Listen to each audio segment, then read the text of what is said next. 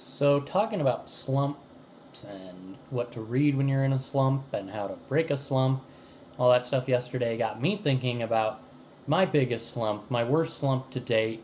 The huge, maybe like, I don't even know how long it was, 3, 4 year slump I had right after I left high school. Because when I was in school, that's pretty much all I did, is I would sit around and read, and I'd play a video game. I'd play some Mario or something once in a while. But the second I left high school, that all changed. I played video games almost exclusively. I watched a lot of anime, but that doesn't. You're not here for any of that. What you're here for is the books. So I was in a huge slump. I didn't read a single book.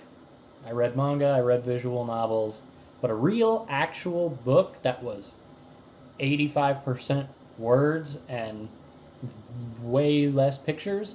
No, almost never. I had one specific book sitting on my nightstand staring at me forever, and that was Name of the Wind by Patrick Rothfuss, not this edition. This is my fancy edition that I've never read because it's very fancy. But just a little, mini mass market paperback of Name of the Wind by Patrick Rothfuss. It was sitting there, it looked at me every morning and every night for, like I said, probably like 3, 4 years, and I just would not read it because I didn't want to read it for some reason. But then I found one specific book on Amazon that really grabbed my attention, and I figured I'll get around to it eventually, and if not, it's kind of cool to have. So I bought it, and that was the first collector's edition, goodness, of The Slayers light novel by Hajime Kanzaka. Now, I love The Slayers anime. I think it's funny, it's great, one of my favorite classic 90s anime of all time.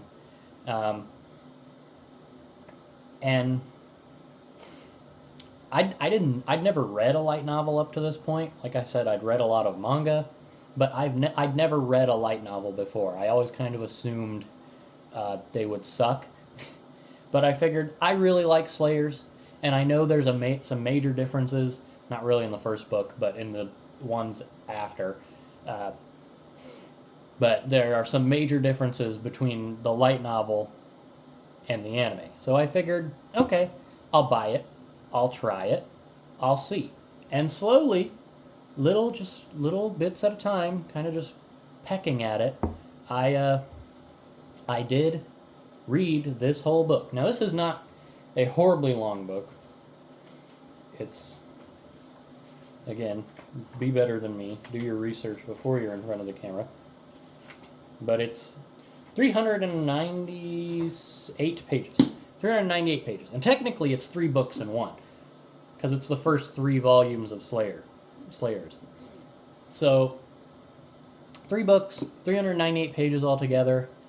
Slowly, I chipped away at it, and I'm pretty sure by the last one I was just like steamrolling again. I was back, baby, as they say. So that let me finish what is one of my favorite big boy novels of all time, Name of the Wind by Patrick Rothfuss. All because of a little light novel. And this is what I was saying yesterday, Light novels, good. Novels based on things you like, good. It's a lot easier to get invested in a book if you don't want to book, when the book is a book about a thing you've watched with your eyes and not read with your eyes.